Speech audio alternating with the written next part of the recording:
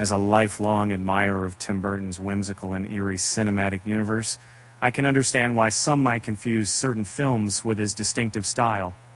Having grown up enchanted times by the macabre charm of Burton's creations, it's easy to see how a film like Coraline could be mistaken for one of his works. The Other Mother, with his button-eyed parents and gothic aesthetic, certainly has a Tim Burton feel to her. As a passionate cinephile, let me clarify that the hauntingly beautiful film Coraline isn't the work of Tim Burton, despite the persistent misconception. Although it shares certain characteristics with Tim Burton's films like Frankenweenie, such as being a kid-friendly stop-motion horror movie with a distinct gothic feel, it was actually Henry Selick who directed this masterpiece. Tim Burton, renowned for his unique style, and films like The Nightmare Before Christmas and Corpse Bride, didn't contribute to the production of Coraline. The filmmaker behind Coraline is Wendell and Wild director Henry Selick, but this hasn't stopped the beloved adaptation of the Neil Gaiman comic from being falsely attributed to Burton by far too many people. Despite the fact Selick is clearly credited as the Coraline director, the misconception that Tim Burton directed it still persists. The issue appears to trace back to The Nightmare Before Christmas. The classic stop-motion spookfest was released in 1994 and is based on a book by Burton. Tim Burton didn't direct Coraline, but sadly for the legacy of the phenomenal Henry Selick, the comparisons between them don't stop there. It's unfortunate and confusing that many people often credit Tim Burton as the director of movies like Coraline, even though he didn't direct it.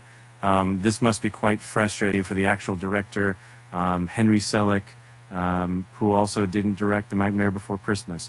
In fact, the creator of Jack Skellington and his holiday adventures was none other than Henry Selick himself in his debut as a feature filmmaker. So when posters for Coraline claim it is from the director of The Nightmare Before Christmas, some people mistakenly assume this means Tim Burton, rather than the correct attribution to Henry Selick. It's not just The Nightmare Before Christmas and Coraline that Henry Selick's movies have been incorrectly associated with Tim Burton. When Selick's second feature, James and the Giant Peach, was released in 1996, it too was often thought to be a Burton production, despite the fact that Selick only served as a producer for the adaptation of Roald and Dahl's work. Given how eerie and distinctive the animation style of the 1996 film is, viewers frequently attributed the movie to Tim Burton in error. And my first 2022 marked the release of Henry Selick's first feature film following Coraline. Titled Wendell and Wild, this dark fantasy film showcases Selick's signature stop-motion animation and features the voices of Keegan-Michael Key and Jordan Peele as the lead characters, Wendell and Wild, a pair of mischievous demon brothers who manage to escape from hell. The film bears some stylistic similarities to The Nightmare Before Christmas and Coraline, but distinguishes itself effectively from Selick's previous animated works. So far, Wendell and Wild has managed to steer clear of comparisons to Tim Burton, which is beneficial as Selick's work deserves recognition in its own right, rather than being continually compared to Burton's. The director of Wednesday, Tim Burton, has a unique style that is often associated with his work. However, it appears there's a challenge for him when people mistakenly attribute films like Coraline to him. This isn't an issue that needs to be addressed by movies such as Coraline or directors like Henry Selick. Instead, it's a hurdle Burton himself. Over the course of his career, Burton's films have developed a similar tone, which might come as a surprise given the short list of animated movies he has actually directed. And Tim Burton has only helmed 2 films using stop-motion animation, specifically Frankenweenie and Corpse Bride. However, since Tim Burton's The Nightmare Before Christmas is technically an animated film as well. It belongs in the category of his animated works. Throughout his career, from Sweeney Todd to his controversial reboot of Planet of the Apes, Tim Burton's films have consistently carried a dark and gothic aesthetic. This consistency has led to Tim Burton movie becoming a distinct subgenre. Yet it also sparks debates about his creative range adaptability. So there's a fine line between developing a distinctive style and being a one-trick pony. He's also not got a perfect track record with outings like, the aforementioned 2001 Planet of the Apes and 2012's Dark Shadows, failing to match anywhere near the acclaim of Edward Scissorhands or Beetlejuice, despite all four being unforgivingly Burton-esque in style. However, his non-existent Coraline ties aside, Burton has once again received critical acclaim for his work on Netflix's Wednesday, and no Tim Burton movie project is more promising than the Beetlejuice 2 movie, which I see in my book, 19, My Life. In this section, Strom and Festival, Sister on Romacy, Family, Payments. Tim Burton didn't direct the film Coraline, despite some people thinking otherwise, due to its eerie stop-motion format and resemblance to films like The Corpse Bride and Frankenweenie. However, there are telltale signs in the animation style and character design of Coraline that suggest Burton didn't contribute. In all Tim Burton stop-motion movies, the characters are based on the designs created by the director himself, yet none of his distinct style can be found in the characters of Coraline.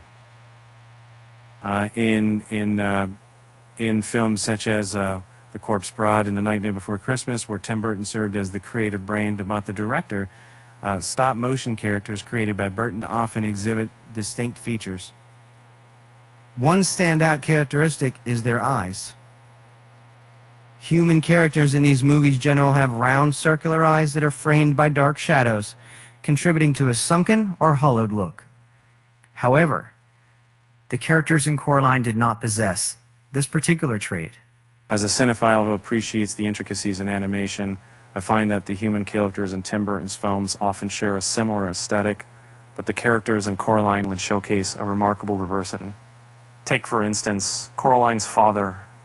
Unlike typical Burton characters, his eyes were not framed by distinctive borders. It's a subtle distinction, yet significant. The design of human characters in Coraline varies significantly compared to Burton's stop-motion films, as evidenced by the diversity in skull structures, eye shapes, and other facial features. This set Coraline apart from Burton's cinematic universe. In Coraline, Henry Selick served as the director. Interestingly, some aspects of the movie could easily fit into a Tim Burton tale. The character that most embodies this is in the other mother, Coraline's antagonist. This demonic figure who disguises itself as children's parents and replaces their eyes with buttons is strikingly reminiscent of the creepy creatures Burton often creates, such as the clown with the tearaway face from A Nightmare Before Christmas, though he didn't direct it. It is understandable why some people might confuse the film Coraline with a Tim Burton production due to its eerie atmosphere and stop-motion animation. However, it's important to note that the Burton doesn't exclusively create horror films in this style. The reason more discerning viewers may still perceive Coraline as a Tim Burton narrative is because its themes and overall strange aesthetic share similarities with Burton's work. But the tale of Coraline originates from Neil Gaiman's book with the same title. Impressed by Henry Selick's work on The Nightmare Before Christmas, a film created by Tim Burton Media Money or OWN, Gaiman chose him to direct the movie. Thus, there is a connection, although indirect and remote, between Tim Burton's creative mind and Coraline. This explains why there are some similarities between them. In addition to Coraline and The Nightmare Before Christmas, many viewers have mistakenly believed that Tim Burton directed several other animated films. One such movie is the 2009 computer animated film titled 9, a story set in an apocalyptic world where humans wage war against machines. A sentient ragdoll serves as the pivotal character for humanity's survival. The narrative, added much like Burton's other works, carries a dark tone and the peculiar ragdoll character is a common element in his films. However, it was actually produced by Burton, which led to his name being used in promotion. This association may have contributed to the confusion surrounding who directed the film. And I'm often mistaken for having directed not only animated films like Coraline, but also live-action movies as well. The series that people frequently confuse with my work is the 90s Addams Family movies. Both the Addams Family and Addams Family Values, despite being directed by Barry Sonnenfeld, share a gothic style similar to Beetlejuice, along with innovative practical effects. It's no wonder that viewers thought the 1991 movie was my Batman follow-up. Interestingly, I actually declined the opportunity to direct the Addams Family after being offered it. What